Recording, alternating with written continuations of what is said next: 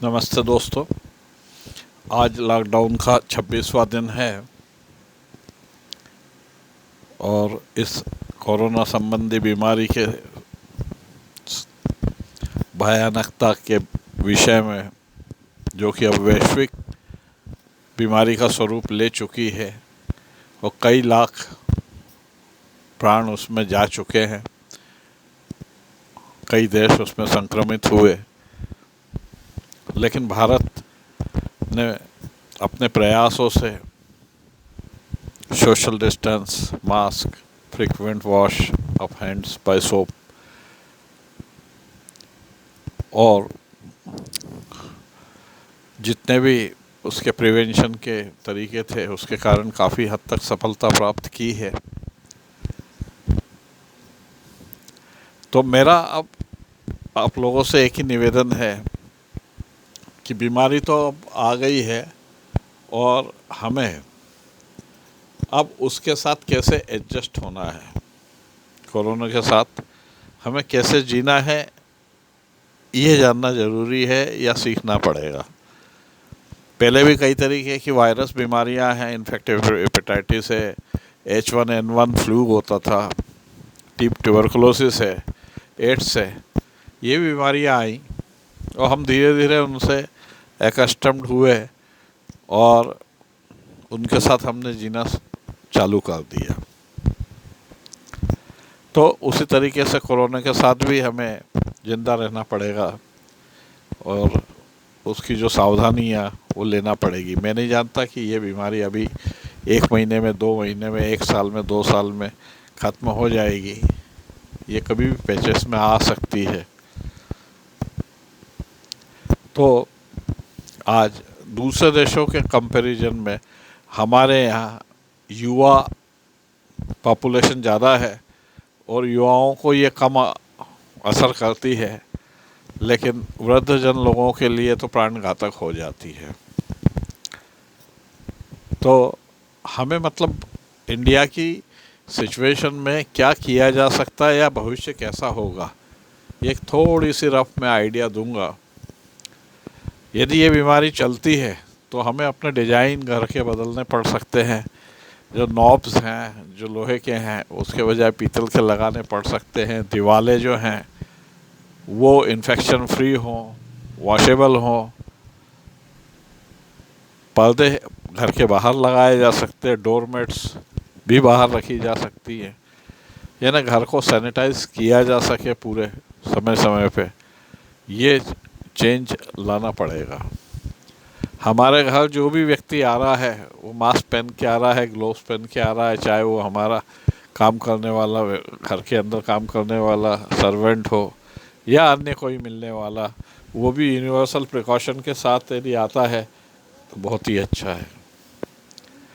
चिंता की बात ये हो गई है कि अभी जिन लक्षण जो हैं वो बीमारी के अब नहीं दिख रहे हैं, लेकिन वो केस कैरियर हैं, वो सफ़र कर रहे हैं। तो ऐसी बीमारी जिसमें लक्षण नहीं हो तो किस हद तक फैला सकते हैं।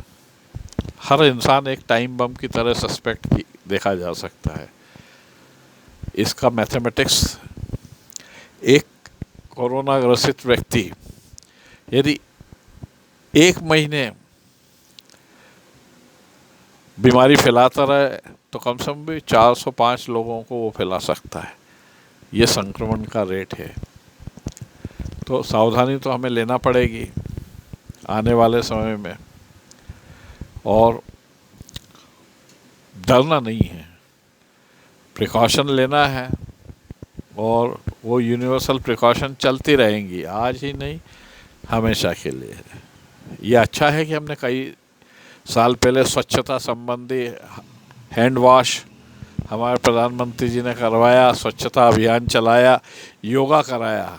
आज ये तीनों चीज़ें हमारे यहाँ मतलब बीमारी से जान बचाने में सहायक हो रही है। योगा भी सहायक हो रहा है जो इम्यूनिटी बढ़ाएगा।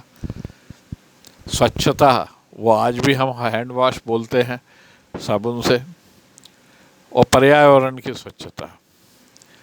तो कहने का मतलब ये है कि इन चीज़ों का अभी से हम गौर करेंगे तो आगे इसको फैलने से रोक सकते हैं, क्योंकि समय खराब आ रहा है। क्योंकि आने वाले समय में हम यदि कहीं आते जाते हैं, ग्रुप में आना जाना है, वो बंद करना पड़ेगा। और यदि जाएंगे तो पहले पूछेंगे कि वहाँ भाई कोरोना के यूनिवर्सल प्रिकॉशन है, सैनिटाइज़र मिलेगा क्या, शू कवर मिलेगा क्या, तो ही वो लोग बुलाएंगे, नहीं तो नहीं बुलाएंगे। और सोशल साइट्स पे आप हज़ारों लोगों से, लाखों लोगों से रिएक्ट करें और जुड़े, कोई बात नहीं। लेकिन अब जो सोशल फंक्शन है वो धीरे धीरे लिमिटेड घर के ही लोगों में होने लगेंगे। और जो बड़े बड़े भोज जिनमें बधाई देने वाले, भेंट देने वाले लोगों की भीड़ रहती थी, वो सब ख़त्म हो जाएगी। अब कब तक ये बीमारी रहती है, लेकिन ऐसा नहीं, इस जीवाणु के बाद में कोई और भी वायरस आ सकता है। तो ये सब प्रिकॉशन हमें जो है ये लेना पड़ेगी, क्योंकि इसमें मतलब ये सांस से फैलता है और सरफेस वायरस है और बहुत तेज़ी से फैलता है। तो हमें मतलब आगे आने वाले समय में स्कूल, कॉलेज, इनके डिज़ाइन बदलना होंगे। और सबसे बड़ी बात यह है कि व्यक्तिगत तौर पे एक सामूहिक रूप से हमें एक सोच बदलना पड़ेगी, वो सोच लाना पड़ेगी कि इससे कैसे बचा जाए और मतलब संक्रमण को रोका जाए। ये पेंडेमिक आते हैं, H1N1 आज से 10 साल पहले 2009 में आया था, उसको भी फेस किया, लेकिन वो अभी भी होता है, थोड़ी उसके प्रभाव कम है। तो इंसान हमेशा से जूझता आया है और उसमें वो अपनी सावधानी से उसको बीमारी से बचने के तरीके भी सीखता है। कि अब ये हमें याद हो गया कि सरफेस डिसइंफेक्शन कैसे किया जाए, रेस्पिरेटरी बचाव कैसे किया जाए, उसकी कफ की टेक्निक्स क्या हैं, सांस की बीमारी कैसे, पर्सनल हाइजीन और डिसइंफेक्शंस, अल्टीमेटली सोशल डिस्टेंस चलता रहेगा।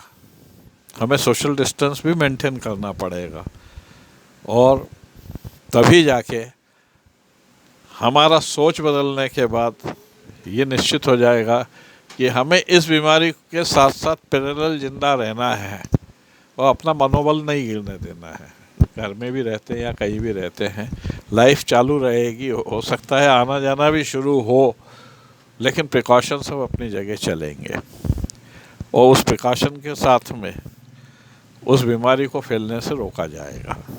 आज हम बीमारी के फैलाव को देखते हुए, संक्रमण को देखते हुए वर्ल्ड में नंबर 2 पे हैं। एक पहला जो साउथ कोरिया, जहाँ मतलब कम से कम संक्रमण हुआ है, और दूसरा इंडिया।